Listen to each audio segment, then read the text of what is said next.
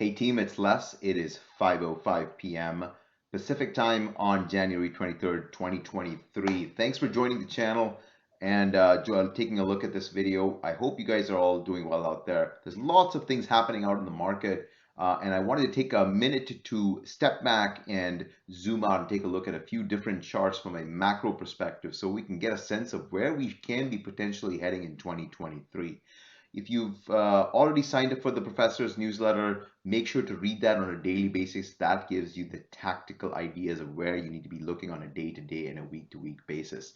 Let's step back for a minute though and take a look at the overall markets. We're in 2023 and the markets have already started out with a bang, with ARC up 22%, QQQ up 8.52%.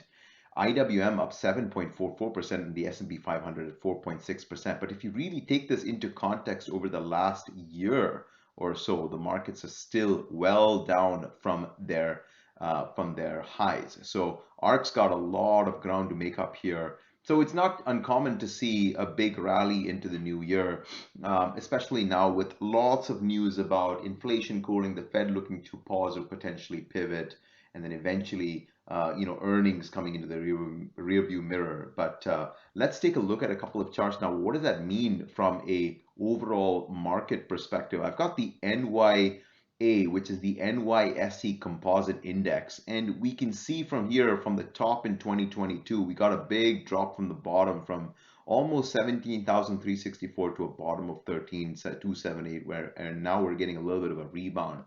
And that rebound has come sort of almost towards the end of the year, where the Fed's getting more and more evidence that there is a little bit more of a cooling off in inflation. But that said, lots of work to do in inflation because we're still far away from the federal funds rate. There's no parity between the federal funds rate and the current inflation rate. So a little bit more work to be done before we get to that parity. But that said, the market seems to be holding up okay so far. If you look at the NASDAQ 100 index, you can see on a monthly chart that the NASDAQ 100 is holding this level above the 50-month moving average, which is this green line. And we're also getting some potential bottoming signals. MACD well off the bottom and starting to turn. Histogram starting to turn here. Breadth as well, coming off historic lows from 2009, bouncing up and now getting up to a little bit more palatable levels. So breadth thrusts here can be good for the market. We have to see now where earnings takes us, because that's going to dictate the next moves in the market. So zooming out on a monthly basis tells us if we're still in a secular bull market or if we should be expecting a bear market to ensue that is more than cyclical. We're still in a cyclical bear market within a secular bull market. That means cyclical is this, and secular is this long-term trend line. We haven't completely broken that trend line yet. Same thing with the NASDAQ Composite. Very similar view, holding this 10,000 level. Want to see a break above 11,613, 11,686, and then sort of moving upward, but haven't seen it quite yet. But that breadth trust, same thing happening here. MACD also diverging as you get some stability in these levels. So earnings is going to dictate now what the next move is going to look like in the composite. But if you look at a weekly chart in the composite as well, you're seeing some divergence. That divergence continues as price continues to try to push above here. So RSI continuing to make a series of higher lows, and you're seeing a little bit of a higher low now in the NASDAQ composite. Honestly, you want to see a break above 12,197, 12,500, 13,000, which is this previous big high. And that hasn't happened yet because price has been trapped underneath these congestion of moving averages. But both MACD and RSI are diverging against price, and that's a good signal. We just need the first bottoming signal has already happened where RSI has bottom and moved up. We just need price to confirm. So no confirmation just yet, but worth checking. You're seeing semis moving as well. Semis tend to move ahead of the NASDAQ. You can see right now semis making a new high, breaking that downtrend. If you want me to draw that right here, you can see right now that here's a clear break of that downtrend, right? So we are now making a series of new highs. So that's good news. Multiple reasons here, but again, similar chart to the NASDAQ composite as well as the 100 as well. So we're going to be very, very closely watching what happens here. Stocks to be looking at: AMD, Nvidia, LRCX, AOSL, ASML, AMAT, AMD, and Nvidia, and sorry, ACLS, which is Excelis, which is a smaller brother of ASML. So those are the stocks we're looking at. You can also play SOXO, which is a 3x leveraged ETF. Now let's take a look at some let's take a look at some indicators, some internals as well. Right now, the big indicator that I have been looking at for the longest time is this NYHL index, new highs minus new lows. Simply put, if the market's making a series of new highs, then this line continues to move up. This green line is the new highs minus new lows. All right, cumulative. And if the market's weak, then you're going to see more stocks making new lows versus new highs. This red line is literally a 50-day moving average. And it's very simply put: when the green line crosses the red line, you want to buy stocks. When the green line crosses the red line to the downside, you want to sell stocks and be in cash. And we have been in cash and shorting ever since 2022, if you guys remember. And for the first time, honestly, since 2022, we're seeing a cross in that green versus the red line. Now, I'm not saying that this is it and, we're going to go full on into stocks, but whenever this happens, you start seeing the market rally, right? And if I zoom out for a second, here's the zoomed out version, guys, and you can see right now, every time the green has crossed the red here in 2016, in 2018, in 2020, the market has gone higher, and we're getting close to that point now. So again, if you really want to be watching stocks to buy, take down these levels: 4160 on the S&P 500, 12,300, then over, I would say about 13,674, 188 in IWM, then over 200. And then you can see ARC has gotten completely destroyed. I'd say a move over 53 then gives you permission to buy. So first permission to buy actually showing up here, not a full confirmation. What you really want to see now is price breaking above, and then we've got the makings of another bull market. S&P 500 also sort of peaking above here on a line chart. Similar internal indicator, which is called SUP-HLP, which is the percentage high-low line for the S&P 1500. It's the number of S&P 1500 stocks making new 52-week highs minus stocks making new 52-week lows. Similar idea. We've been getting sell signals all throughout 2022, and for the first time, sell signals are turning into buy signals. Again, we want to watch price making a series of new highs to confirm, but internals are suggesting that we are closer to a bottom now. All right, so the only thing that is the catalyst for that bottom to form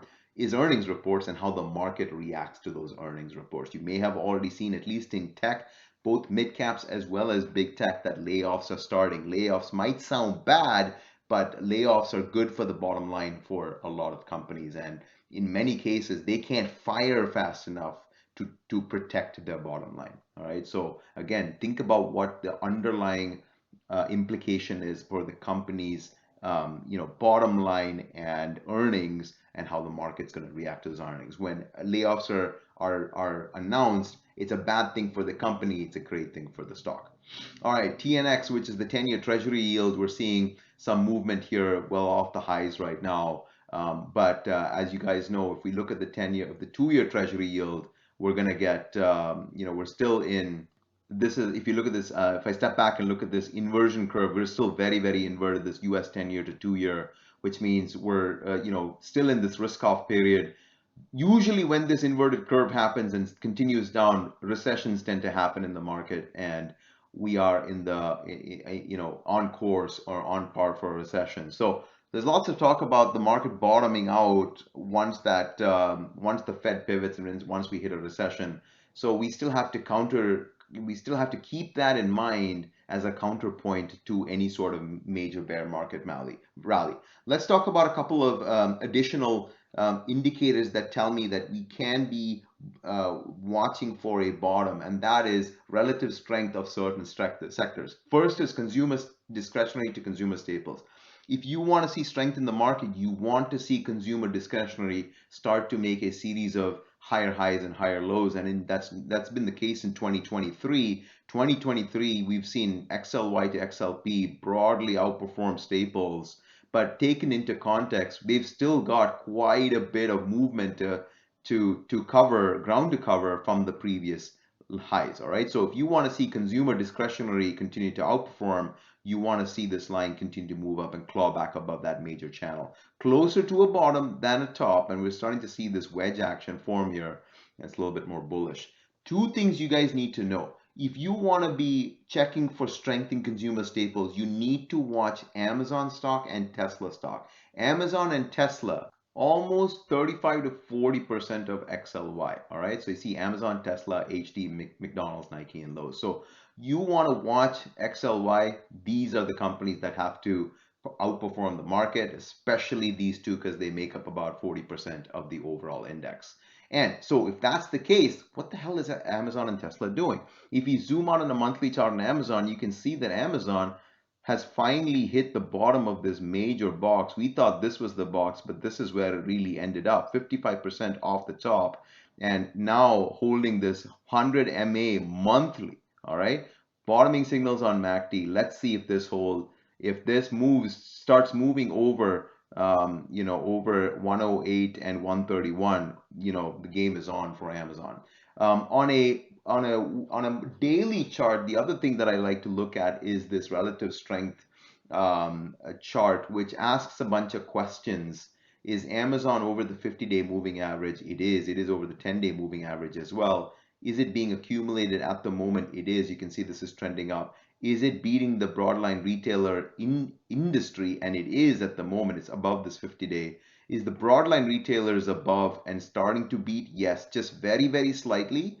It's beating the consumer discretionary sector, and the discretionary sector is not is starting to beat a little bit, just peaking over the S&P 500. So you can see Amazon right now at the moment just peaking above the S&P 500 in strength, and what you want to see is a continuation of price, and that'll give you the heads up that Amazon's working as well. Second, Tesla. Guys, we talked about Tesla being short Tesla.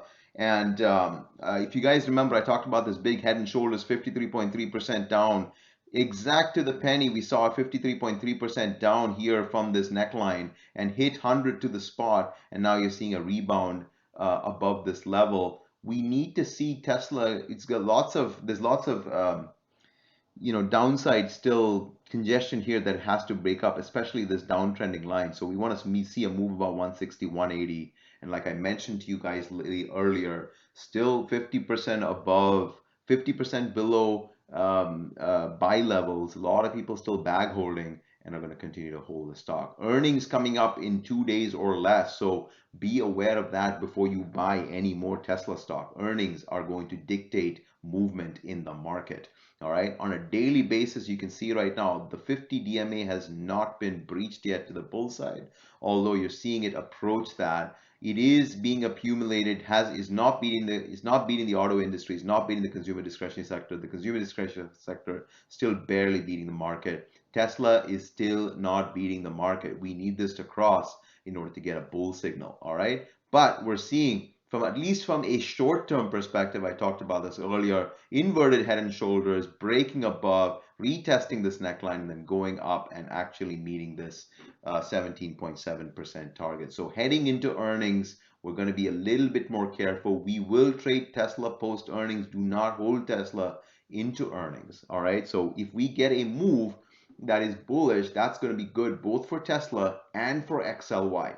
Second, the thing that you guys need to look at also, moving away from XLY to XLP, is growth to value, VUG to VTV. This is a monthly chart, and right now you can see that this monthly chart really went vertical and double topped in 2021 and 2022, only to come down. So this is the fall of mid cap growth, large cap growth, and small cap growth. But guess what's happening here? This long-term trend line is finally holding, with RSI finally coming off oversold levels, MACD coming off oversold levels, as well as percentage R. So if you want to watch growth move in this year, we want to see a nice healthy bounce and a continuation up. For me personally, a move above this 10 EMA and 10 EMA and above 1.8 will signal a move to the upside. So All in all, guys, lots of really, really good things happening. Professor and I are going to give you a set of stocks that we should be trading tactically, but this is a good way to step back and look at the overall market and see whether we are heading in the right direction. My sense is this is going to be a positive year. It is going to be volatile, but our job here is to look at what the market is telling us and be ready to trade it either way, not draw any conclusions, not be dogmatic, bearish, or bullish, but to figure out what the price is telling us and to react accordingly. So far in 2022, we were bearish. We knew it was going to take some time for this bull move to eventually come out. We think if inflation can hold and cool down, and if the market can look past earnings, at least the first, second quarter, then I think we might have our secular bull market still intact. So hopefully that indication comes soon. I wanted to share this with you guys at least as a first indicator, at least on a positive note. So stay positive, guys. Trade wisely. We'll talk soon.